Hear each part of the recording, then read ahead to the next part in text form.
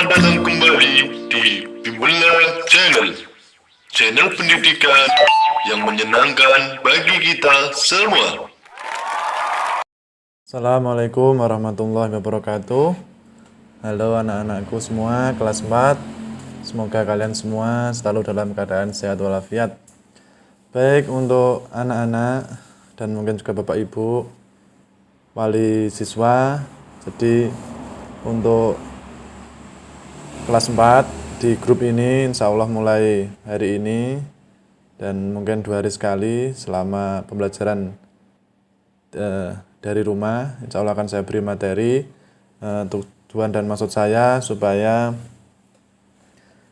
pemadatan materi lebih mengena, karena memang kondisi saat pandemi seperti ini kurang maksimal. Jadi semoga dengan materi yang saya berikan lewat daring nanti bisa membantu anak-anak kita agar dapat lebih memahami pelajaran yang diberikan. Baik, untuk anak-anak, kita mulai pembelajaran kali ini adalah tema yang ketiga, yaitu peduli terhadap makhluk hidup. Subtema yang pertama, pembelajaran yang pertama. Dan untuk bukunya insya Allah akan saya bagikan nanti untuk pertemuan yang akan datang. Ini saya beri materi dulu sebagai pemanasan atau stretching. Materi tema 3 ini yang pertama pembelajarannya IPA KD 3.8 dan KD 4.8, yaitu padi dan pelestariannya.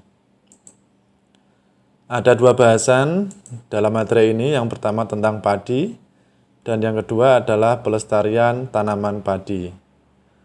Baik anak-anakku, kita mulai. Yang pertama adalah tentang padi. Nasi merupakan salah satu makanan pokok masyarakat Indonesia. Nasi ini berasal dari beras dan beras berasal dari tanaman padi. Anak-anak semua pasti sudah pernah melihat ya, tanaman padi itu seperti apa.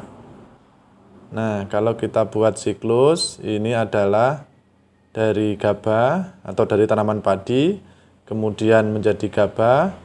Gabah ini setelah digiling akan menjadi beras, beras dimasak kemudian menjadi nasi yang dikonsumsi oleh kebanyakan masyarakat yang ada di Indonesia khususnya.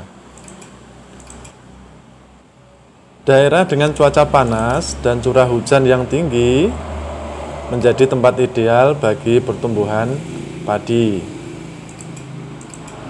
Nah, kalau kita lihat pada peta ini, nanti akan dibahas tentang daerah-daerah mana saja yang menjadi lumbung padi di Indonesia atau penghasil padi yang tertinggi di Indonesia. Jadi ini adalah Pulau Jawa, anak-anak. Ini menjadi penghasil utama padi di Indonesia, mulai dari Jawa Tengah, Jawa Timur, dan juga Jawa Barat. Ini dominan atau penyuplai sebagian besar padi di negara kita ini. Dari ketiganya ini, Jawa Timur menjadi provinsi penghasil padi terbesar di Indonesia. Baik, kita lanjutkan. Nah, berikutnya kita akan mempelajari tentang tahapan perkembangan tanaman padi. Tahap yang pertama, benih padi direndam selama minimal 1 malam dalam ember, seperti pada gambar ini. Tujuannya untuk apa? Merangsang biji padi tersebut agar berkecambah. Nah, tahap yang kedua, biji yang sudah direndam kemudian ditanam di lahan sementara. Pada tahap ini diperlukan pupuk dan pengairan yang baik. Kalau kita lihat pada gambar, sama si Mbah ini lagi menanam tadi benih padi yang sudah direndam di lahan sementara seperti ini. Nah, kalau sudah ditunggu beberapa hari atau beberapa minggu, kemudian baru ditanam pada lahan yang sebenarnya dengan pengairan dan juga pupuk yang baik. Baik, kita lanjutkan anak-anakku. Tahap yang ketiga. Nah, ini bunga dari tanaman padi mulai muncul dan berkembang menjadi bulir padi. Bulir padi yang terbungkus kulit padi atau sekam ini disebut dengan gabah. Makin bertambahnya hari, gabah akan makin berisi dan menguning. Nah, ini tahap yang ketiga. Baik, itu tadi 3 tahapan penanaman padi. Jadi lamanya pertumbuhan padi ini dipengaruhi banyak faktor. Tahapan pertumbuhan padi berlangsung kurang lebih antara 110 sampai 130 hari. Setelah dipanen, gabah dijemur dan ditumbuk lesung atau digiling. Atau kalau di desa kita biasanya diseleb. Tujuannya agar sekam terlepas dari isinya. Bungkus padi itu namanya sekam. Isi gabah inilah yang disebut dengan beras yang kita makan sehari-hari. Baik, yang kedua adalah pelestarian tanaman padi. Jadi tanaman padi harus selalu kita lestarikan sampai anak cucu kita mendatang, karena ini menjadi makanan pokok di negara kita. Yang pertama, caranya kita jaga agar bibit padi tersebut dapat ditanam kembali. Yang kedua adalah menjaga kebersihan lingkungan. Karena apa? Padi ini tidak dapat tumbuh jika banjir terjadi. Salah satu penyebab banjir adalah pembuangan sampah yang sembarangan. Makanya kita juga harus menjaga kebersihan lingkungan.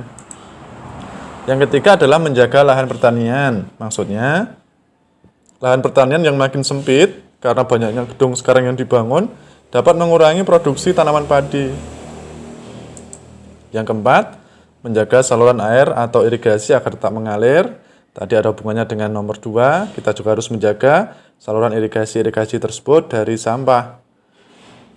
Baik, itu tadi materi untuk pembelajaran 1 mapel IPA. Nah sekarang anak-anak, ayo kita berlatih. Ada 5 soal yang nanti kalian kerjakan di buku tema, di buku tulis ya. Soalnya tidak usah ditulis, langsung jawabannya saja.